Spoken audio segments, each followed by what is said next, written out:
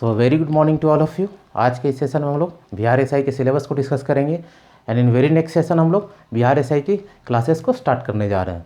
चलिए, so without wasting any time हम लोग सिलेबस को डिस्कस करते हैं। सबसे पहले इस पोस्ट का नाम क्या है? Bihar SI and sergeant. किसके द्वारा कंडक्ट कराई जा रही है? Bihar police subordinate service commission.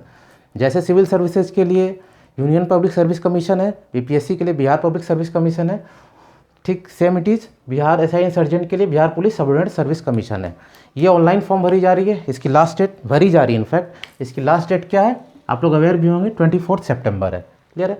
अब ये एसआई एंड सर्जेंट जो है एक 3 चरणों में इसका एग्ज़ाम होगा।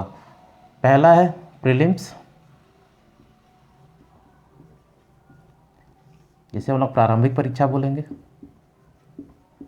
प्रारंभिक परीक्षा।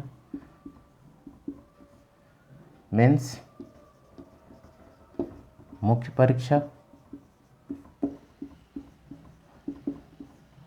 फिर इसके बाद फिजिकल टेस्ट होगा, जिसे हम लोग शारीरिक योग्यता भी कह सकते हैं, शारीरिक जांच भी कह सकते हैं, शारीरिक योग्यता। फाइनली इन तीनों को क्वालिफाई करने के बाद हम लोग मेरिट लिस्ट इसकी तैयार होगी। बेसिकली 3 स्टेज है, उसके बाद हमारा मेरिट लिस्ट तैयार हो जाएगा। हम लोग अभी डिस्कस करते हैं प्रारंभिक परीक्षा के बारे में। प्रारंभिक परीक्षा में जिसे हम लोग प्रीलिम्स टेस्ट बोलते हैं, प्रीलिम्स एग्ज़ाम, बेसिकली 100 क्वेश्चंस पूछे जाएंगे। 100 क्वेश्चंस, हर एक क्वेश्चन 2 मार्क्स का होगा। टोटल 200 मार्क्स का एग्ज़ाम होने जा रहा है प्रीलिम्स, 200 मार्क्स। ठीक है। नेगेटिव मार्किंग 0.2 है। दैट मीन्स आप 10 क्वेश्चन गलत करते हैं तो एक क्वेश्चन का जो वेटेज है वो आपका डिडक्ट होगा। 10 क्वेश्चन में 2 मार्क्स हमारा डिडक्ट होगा। एक क्वेश्चन का वेटेज क्या है? 100 क्वेश्चन, हर एक क्वेश्चन 2 मार्क्स का है, 2 मार्क्स है। 10 क्वेश्चन गलत करने पर 2 मार्क्स डिडक्ट होगा। दैट मीन्स आप questions, maximum number of questions attempt कर सकते हैं। मिनिमम क्वेश्चंस आपको इस एग्ज़ाम में 90 अटैम्प्ट करने ही चाहिए। 90 क्वेश्चंस, नेगेटिव मार्किंग बहुत कम है, आप अटैम्प्ट कर सकते हैं। 90 to 95 मिनिमम करने चाहिए। क्लियर? 30% मार्क्स मिनिमम आपको लाने हैं। 30% इतने आपके आने चाहिए। ये ऑलरेडी प्रोस्पेक्टस में रिटर्न है, 30% मार्क्स आने चाहिए। नेक्स्ट थिंग है, अब अगर क्वालिफाई करते हो प्रीलिम्स तो 20 टाइम्स जो भी एस्पिरेंट्स है, जो भी अभ्यर्थी हैं, उनको बुलाया जाएगा। That means total number of seats इसके कितने हैं? टोटल नंबर ऑफ सीट्स 2200, मतलब सब इंस्पेक्टर के लिए 1998 पोस्ट है और सर्जेंट के लिए 215 पोस्ट है। क्लियर है? इसके 20 टाइम्स को कॉल किया जाएगा मेंस एग्ज़ाम लिखने के लिए। और मेंस एग्ज़ाम, प्रीलिम्स एग्ज़ाम का जो सिलेबस रहेगा मेनली जीएस पेपर का रहेगा। जीएस से क्वेश्चन पूछे जाएंगे। सबका वेटेज किया, हर एक सेक्शन से कितने क्वेश्चन पूछे जाएंगे उसको हम लोग अभी डिस्कस करेंगे कुछ देर बाद।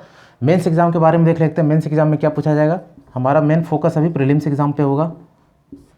मेंस एग्ज़ाम में 2 पेपर होंगे, paper 1 and paper 2। Paper 1 Hindi language का होगा, हिंदी लैंग्वेज।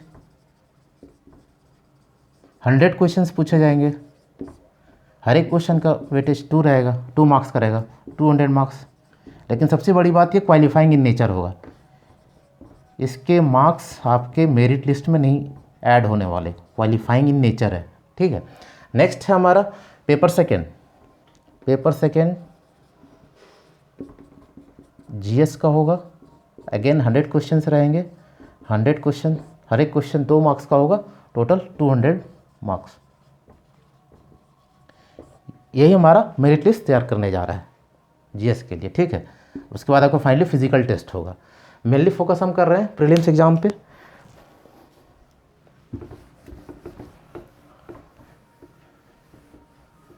हमारा नेक्स्ट स्ट्रैटेजी क्या होगा प्रीलिम्स एग्ज़ाम के लिए। सबसे पहले ये जानना ज़रूरी है कि किस सेक्शन से या किस सब्जेक्ट से क्वेश्चन पूछा जा रहा है, ज़्यादा पूछा जा रहा है। हम लोग क्वेश्चन को एनालाइज करते हैं जो 2018 में हुआ था और फिर एक बार 2019 में हुआ।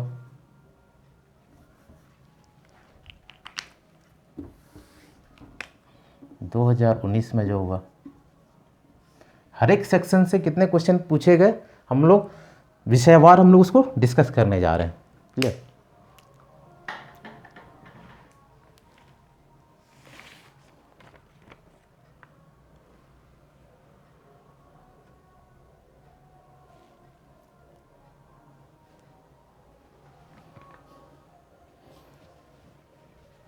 चलिए हम लोग डिस्कस करते हैं।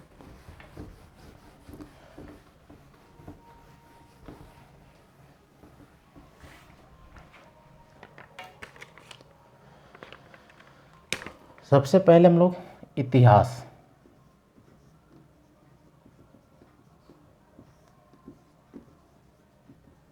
हिस्ट्री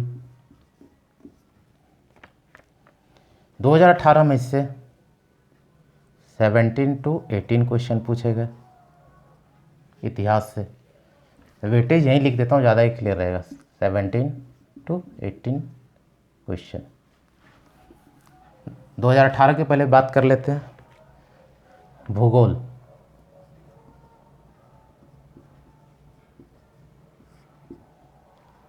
भूगोल से 15 से 16 क्वेश्चन पूछे गए।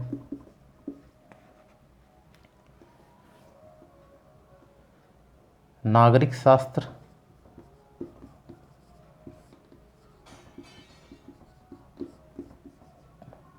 सिविक्स मेंशन किया गया है, इसको हम लोग पॉलिटी भी बोलते हैं। पॉलिटी का सेक्शन ही होता है। 10 से 11 क्वेश्चन पूछे गए। समसामयिकी से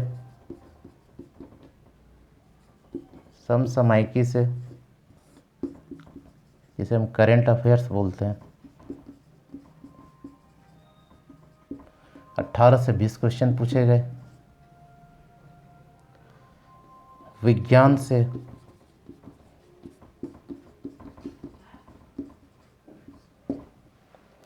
अगेन 17 to 18 क्वेश्चन पूछे गए। गणित में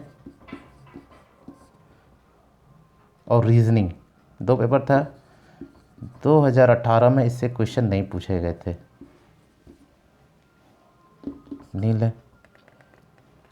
बिहार प्लस मिसलेनियस, बिहार और विविध, अलग अलग जगहों से क्वेश्चन पूछे गए। जैसे विविध के नाम से हम लोग बोल सकते हैं। 10 क्वेश्चन इससे पूछे गए। क्लियर है। ये 2018 का पैटर्न था। 2019 में कैसा रहा पैटर्न? 20 क्वेश्चन इतिहास से पूछे गए।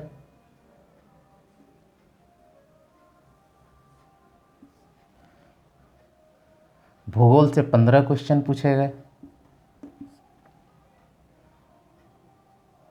एक चीज़ और छूट गया यहाँ, इकोनॉमी, अर्थव्यवस्था, उससे 2 या 3 क्वेश्चन मैक्सिमम पूछे जाते हैं।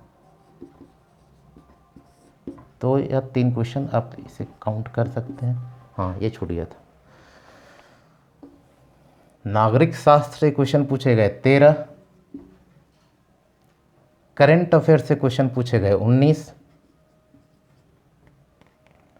साइंस से क्वेश्चन पूछे गए लगभग 17 या 18। मैथ्स और रीजनिंग मिला के क्वेश्चन पूछे गए 6। मिसलेनियस में टोटल 4 क्वेश्चन पूछे गए।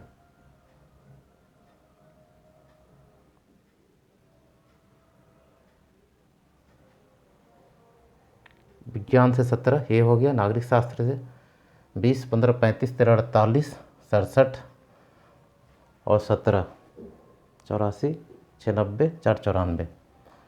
और बिहार प्लस विविध से क्वेश्चन पूछे गए लगभग 6 या 6 से 8 के बीच में।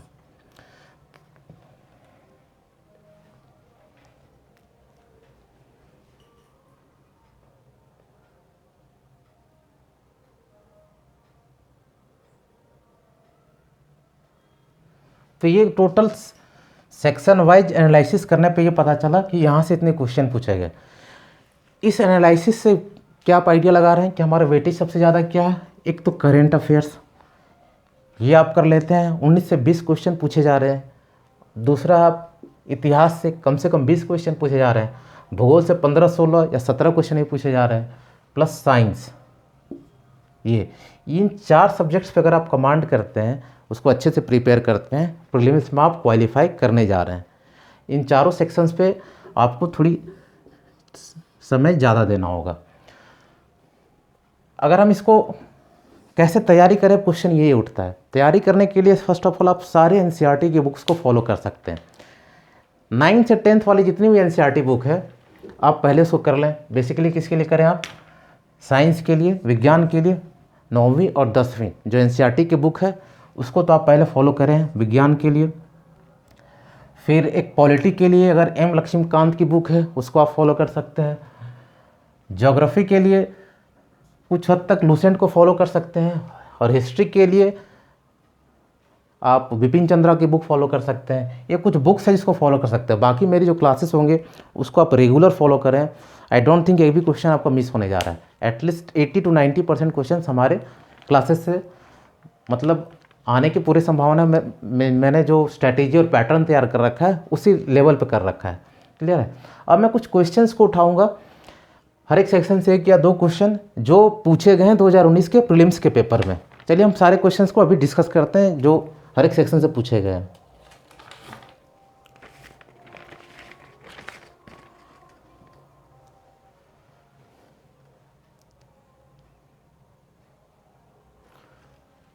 चलिए इसको हम रब कर देते हैं अभी और हम क्वेश्चंस को उठाते हैं, डिस्कस करते हैं। 2-2 क्वेश्चन हर एक सेक्शन से लेते हैं, कहाँ कहाँ से क्या पूछा गया है।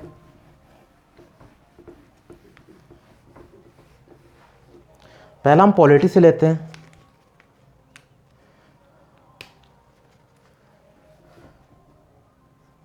समाजवाद और धर्मनिरपेक्ष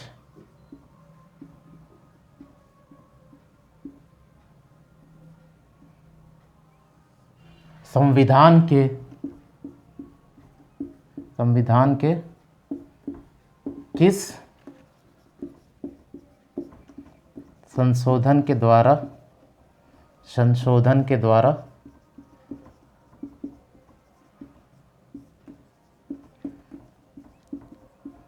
जोड़ा गया है? पहला क्वेश्चन ये था। दूसरा क्वेश्चन था दल बदल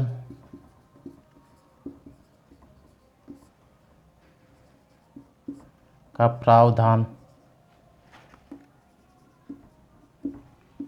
संविधान में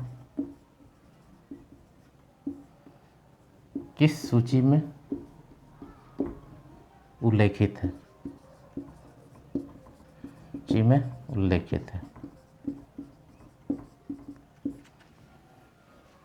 इसके ऑप्शंस थे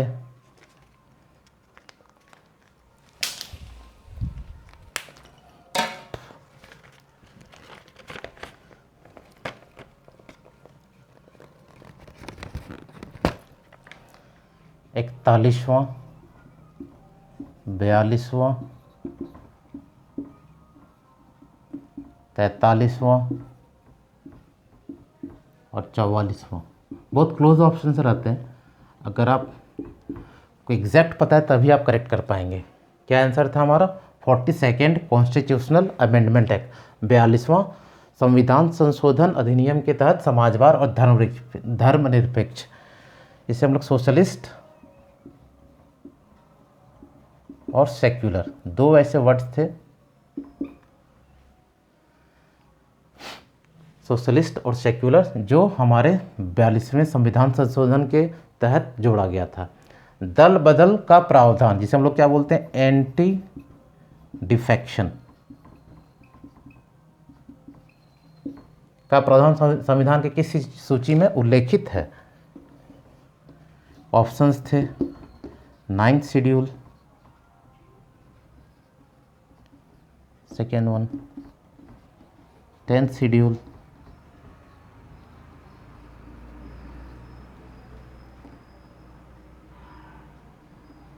11th शेड्यूल,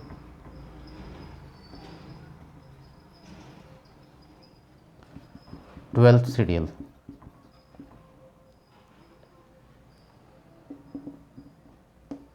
SCH शेड्यूल, ठीक है, 12th schedule. Anti defection law 10th schedule में हमारा। सारी चीज़ों को हम लोग पॉलिटी के क्लास जब करेंगे उनमें डिस्कस करेंगे। आंसर क्या होगा? 10th schedule. एक क्वेश्चन और था, मैं एक और क्वेश्चन को जो मुझे याद आ रहा है मैं कर देता हूँ।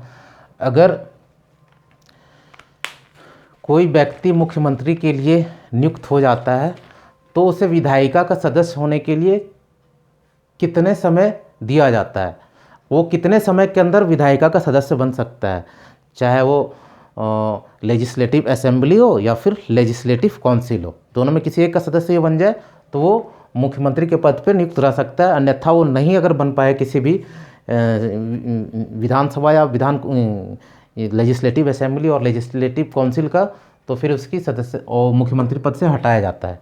तो कितने समय दिया जाता है? 6 महीने का समय दिया जाता है। 6 महीने में एक बाई इलेक्शन होता है, उस इलेक्शन में अगर वो सदस्य नहीं हो तो इलेक्शन किया जाता है, और इलेक्शन के बाद अगर वो जीतता है तो फिर मुख्यमंत्री के पद पर बने रह सकता है। अगर वो नहीं जीतता है तो फिर उसे रिज़ाइन करना पड़ता है, इस्तीफा देना पड़ता है। एक क्वेश्चन ये भी था, तो कितने समय का? 6 महीने के अंदर चुनाव होता है। 6 महीने के अंदर उसे 6 महीने के अंदर चुनाव कभी भी हो सकता है, लेकिन उसके अंदर उसको दोनों लेजिस्लेटिव असेंबली और लेजिस्लेटिव काउंसिल दोनों में से किसी एक की सदस्यता उसके पास होनी चाहिए। ये पॉलिटी के क्वेश्चंस हो गए थे कुछ। अगला हम लोग डिस्कस करते हैं फिजिक्स के कुछ क्वेश्चंस को जो पूछे गए थे 2019 के प्रीलिम्स का ये क्वेश्चन है। प्रारंभिक परीक्षा जो हुई थी उसके क्वेश्चन है। मेंस के क्वेश्चंस को हम लोग बाद के सेशंस में डिस्कस करेंगे। था जब प्रकाश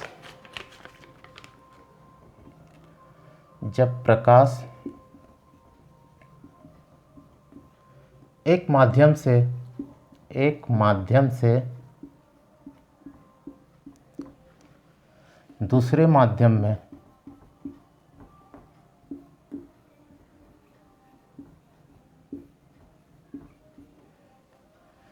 तिरछा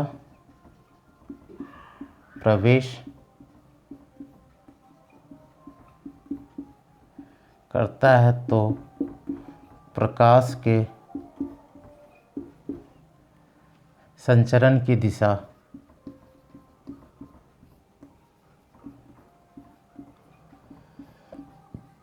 दूसरे माध्यम में बदल जाती है।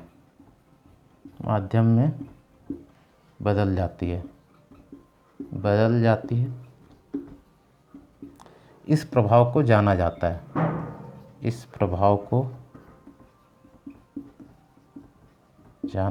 है। ऑप्शन नंबर ए था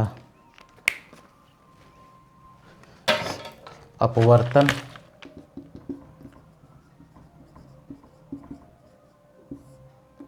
दूसरा था परावर्तन,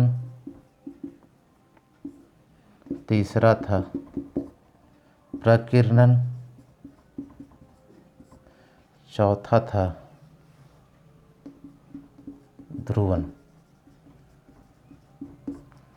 When light travels from one medium to another, the light just change its path. This phenomenon is known as, and we can say in other words that this is due to, first one is refraction, पहला refraction जिसे हम लोग अपवर्तन लिखें, second one परावर्तन reflection, third one प्रकीर्णन that is scattering, fourth one की Dhruvan that is polarisation. बहुत लोगों को प्रॉब्लम होती है कि फिजिक्स और बायो और केमिस्ट्री में साइंस के बहुत सारे टर्म्स हो सकता है हिंदी में समझ में नहीं आए, हो सकता है इंग्लिश में समझ में नहीं आए। तो साइंस का जो भी सेक्शन रहेगा मैं उसे बाइलिंगुअल कराऊंगा। मैक्सिमम मैं दोनों लैंग्वेज में कराऊंगा, हिंदी और इंग्लिश दोनों में, ताकि आप लोग कंफर्ट जोन में रहे। अपवर्तन, इसका आंसर क्या होगा? अपवर्तन होगा, रिफ्रैक्शन होगा। जब भी कोई लाइट एक मीडियम से दूसरे मीडियम में ट्रैवल करती है, थोड़ी सी बेंड कर जाती है, मुड़ जाती है उसका पाथ, वो किसकी वजह से होता है? रिफ्रैक्शन की वजह से होता है। रिफ्लेक्शन में डायरेक्ट परिवर्तित हो जाती है, रिफ्लेक्ट कर जाती है, जिससे आती है उसको कुछ एंगल बनाते हुए। स्कैटरिंग में लाइट पूरा डिवाइड हो जाती है, और पोलराइजेशन में लाइट डिवाइड होने की जगह एक पर्टिकुलर पॉइंट में फोकस्ड हो जाता है। ये चारों फिनोमेनन थे फिजिक्स के, ठीक है। इसको हम लोग फिजिक्स की क्लास करेंगे तब डिस्कस करेंगे। एक क्वेश्चन था जो 2019 के प्रीलिम्स से पूछा गया था, एक और क्वेश्चन हम लोग देख लेते हैं। एक और क्वेश्चन क्या था? इलेक्ट्रिक मोटर, विद्युत मोटर, इलेक्ट्रिक मोटर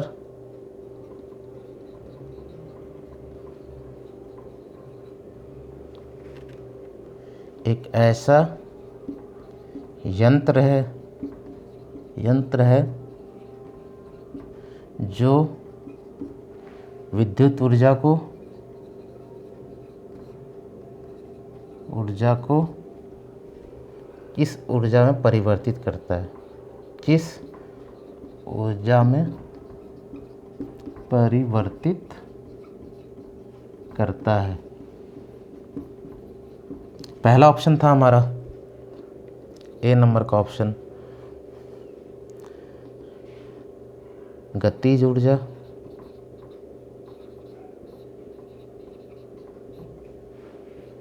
दूसरा था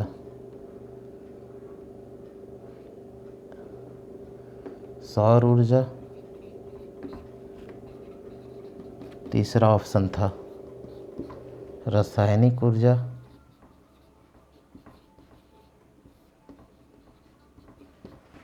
पांचवा था स्थितिज ऊर्जा या फिर यांत्रिक ऊर्जा।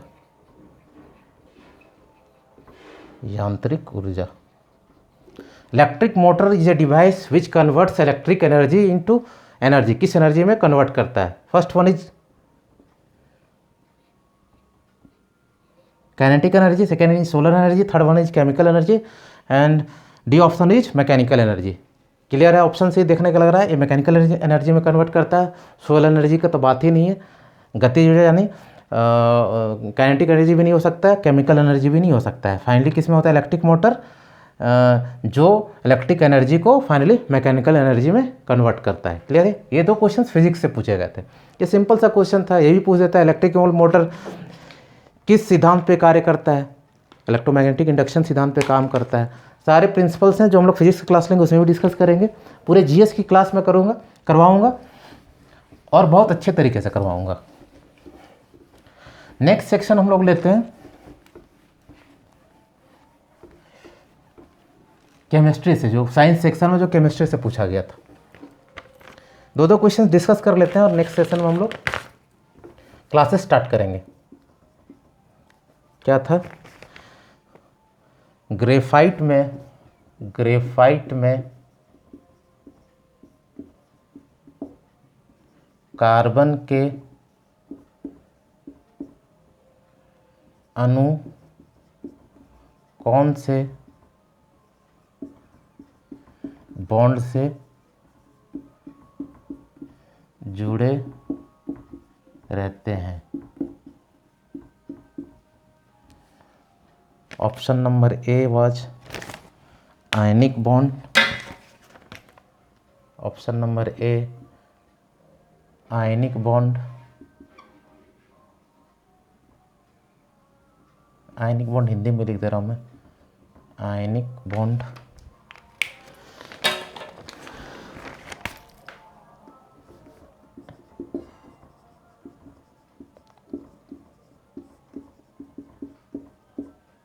बी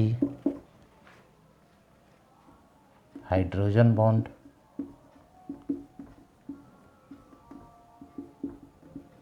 सी कोवैलेंट बॉन्ड या सहसंयोजी बॉन्ड, या फिर डी वांडर वॉल बॉन्ड। ठीक है। ग्रेफाइट एक हेक्सागोनल पैक्ड स्ट्रक्चर है जो इलेक्ट्रिसिटी का एक इंसुलेटर के रूप में काम करता है, वो कंडक्टर नहीं होता है। ये बेसिकली कोवेलेंट बॉन्ड से अटैच रहता है, कोवेलेंट बॉन्ड से ग्रेफाइट में। क्वेश्चंस पूछे गए थे। नेक्स्ट क्वेश्चन क्या था? कन्वर्जन ऑफ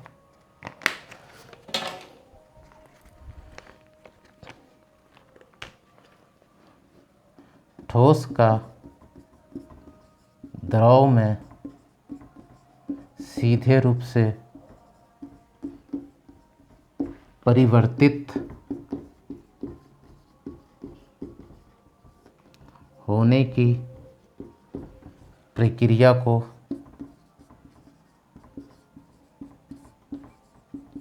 कहा जाता है। पहला था sublimation, first one is sublimation,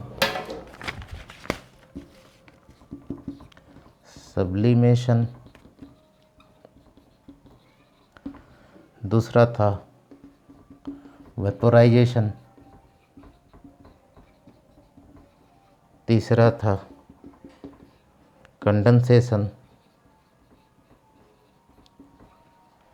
चौथा था हीट फ्रोस्ट। ठीक है, हमारा आंसर क्या होगा? सब्लिमेशन होगा। कोई भी सॉलिड डायरेक्टली गैस में कन्वर्ट होता है तो उसे हम सब्लिमेशन बोलते हैं। वेपराइजेशन कोई भी लिक्विड अगर वेपर में कन्वर्ट होता है तो उसे वेपराइजेशन कहते हैं, जिसे हम वाष्पोत्सर्जन बोलते हैं। कंडेंसेशन कोई भी गैस लिक्विड में कन्वर्ट होता है तो उसे कंडेंसेशन बोलते हैं। हीट फ्रोस्ट कोई भी, फ्रोस्ट मतलब ये फॉग टाइप का जमा हो जाना, वो हीट फ्रोस्ट होता है। ये हमारा केमिस्ट्री से क्वेश्चन था। नेक्स्ट हम लोग देखते हैं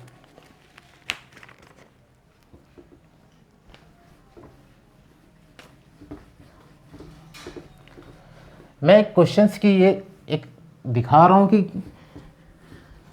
क्वेश्चन का लेवल और पैटर्न क्या था, जिसे हम लोग आगे क्लास में डिस्कस करने वाले हैं।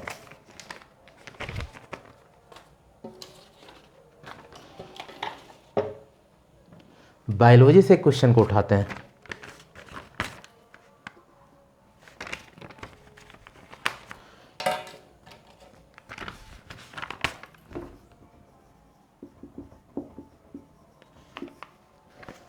अनाक्सीकृत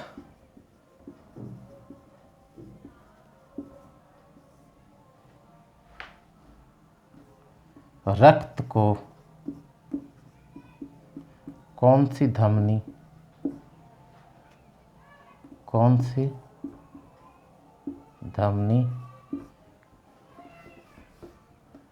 कैरी करती है, यानी ले जाती है? Deoxygenated blood is carried by which artery? पहला था कौन सी रक्त वाहिका कैरी करती है? पहला था फुफ्फुसीय धमनी,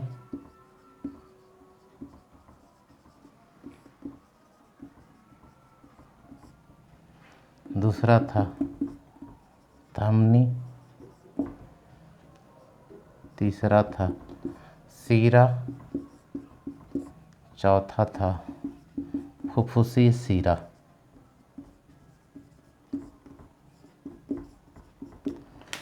deoxygenated blood is carried by which blood vessels? English में बोलेंगे पल्मोनरी आर्टरी वेन या फिर पल्मोनरी वेन। डीऑक्सीजनेटेड ब्लड हमेशा पल्मोनरी आर्टरी यानी फुफ्फुसी धमनी कैरी करता है।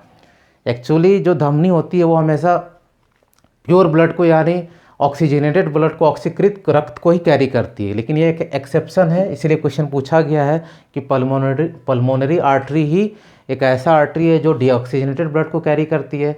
फुफ्फुसी सीरा जिसे हम लोग पल्मोनरी वेन बोलते हैं, वो हमेशा अशुद्ध रक्त यानी डीऑक्सीजनेटेड ब्लड अर्थात अनाक्सीकृत रक्त को कैरी करती है। लेकिन फुफ्फुसी सीरा पल्मोनरी वेन एक ऐसा वेन है जो ऑक्सीकृत blood that means pure blood को कैरी करती है। ये 2 एक्सेप्शंस हैं और इससे क्वेश्चन इन जनरल पूछे जाते हैं। ठीक है, दूसरा क्वेश्चन क्या था? दूसरा क्वेश्चन था हमारा, मनुष्य के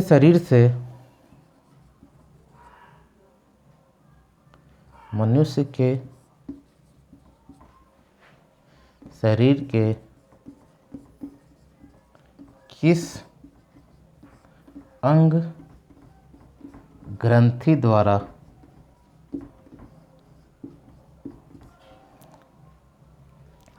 वृद्धि हार्मोन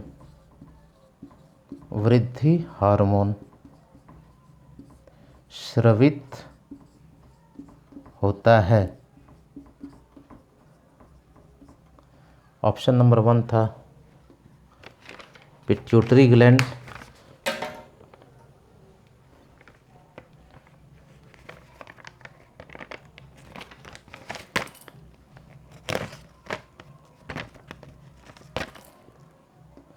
पिट्यूटरी ग्लैंड जिसे हम लोग पीयूष ग्रंथि भी बोलते हैं,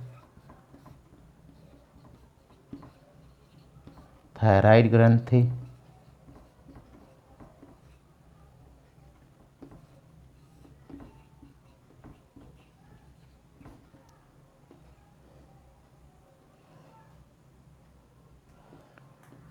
टेस्टिस,